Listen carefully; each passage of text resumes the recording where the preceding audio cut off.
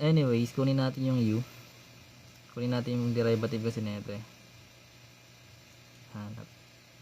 So yun yung x cube. Yung b natin, that is yung x squared minus a squared raised to 1 half. Then yung u prime, magiging 3x squared. Then yung b prime, magkakaroon tayo ng 1 half times yung x squared minus a squared times yung 2x lang kasi kung constant nga to magiging 0 siya. Then ngayon pwede natin tayo simplify dito, magkakaroon tayo ng b prime na x tapos ay naka-raise to 1 na pa to, negative. Tapos magkakaroon tayo dito ng x over x squared minus a squared raised to 1 half, positive. Ito yung magiging b prime. So which means kung ito yung b prime, ito yung b, ito yung u prime natin. So magkakaroon tayo ng formula, diba, is ub prime plus bu prime. Nalagay natin dito. So meron tayong x cube times yung b prime na x over x squared minus a squared raised to 1 half. Layo eh, plus yung b, that is x squared minus a squared raised to 1 half. Tapos yung u prime na 3x squared.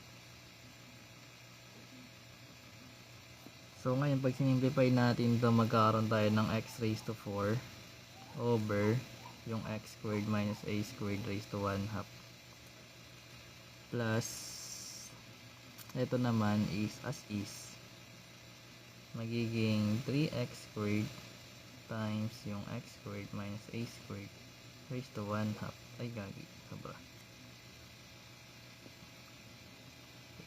Tapos ngayon, ba yan?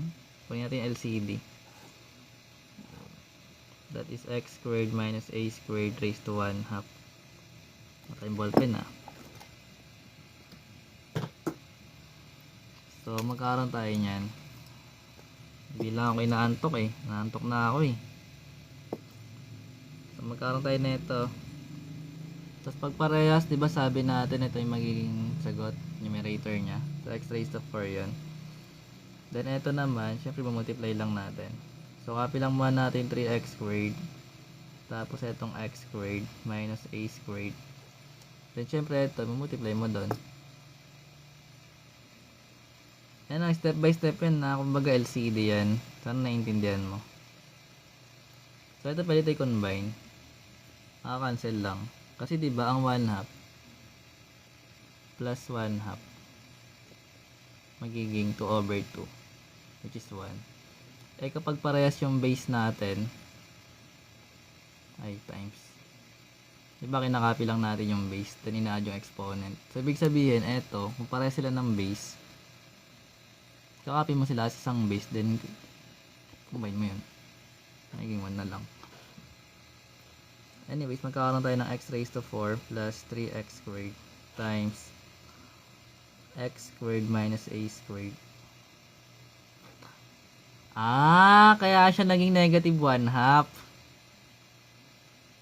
Gets ko na. Mas madali talaga mag-solve pag naka-exponential eh, no? Oo, tama. Same base, add yung exponent. Kakopy mo as 1 yung mga bases. Sana gets yun, no? Parang siyang sa radicals nga, o meron kang square root ng x times square root ng x. So, pag nire-write mo to, magiging ganito siya. Maka-cancel mo to.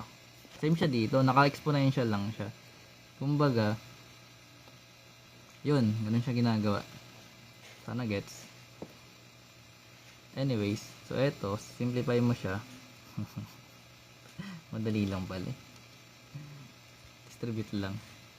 3x raised to 4 minus 3a squared x squared over x squared minus a squared raised to 1 half. Anyways, so ito magiging 4x raised to 4 minus 3a squared x squared. Then kung gusto mo iangat to, pwede na. Magiging x squared minus a squared pero negative 1 ha. Then ngayon kailangan mo na lang to ilabas yung x squared. So tapos na yung sagot mo. May sagot ka na pala yun. So labas mo yung x squared. Meron ka ditong 4x squared na matitira. Then dito na part, may matitira kang 3a squared. Then magkakaroon ka ng x squared minus a squared. Then raised to negative 1 na. Ito na yung sagot. Ganun siya nagawa. Hi! Ganun lang pala yun eh. Madali lang pala yun eh. Pero ito na yun guys. Actually ito na yun. Tama na yun dito na part eh. Nasa denominator yung positive exponent. Pero kung ngayon sa book nyo, edi gawin mo. Gamitin to pala dito. Hindi ko alam. Pero ganun siya ginagawa. Sabihan ka ng prof mo. Bawal may denominator sa denominator na negative. Ano daw? Ayan na, pwede yan. Swipe mo lang sa left yung screen mo para mawala yung comments. Then na-picture mo siya ng maayos. Sa right pala. Swipe mo pa right. Sa bagay, nung nag-solving kami nito, naka-exponential talaga siya ginagawa eh. Yung mga radicals. Talo-talo pa tayo kanina sa naka-radical.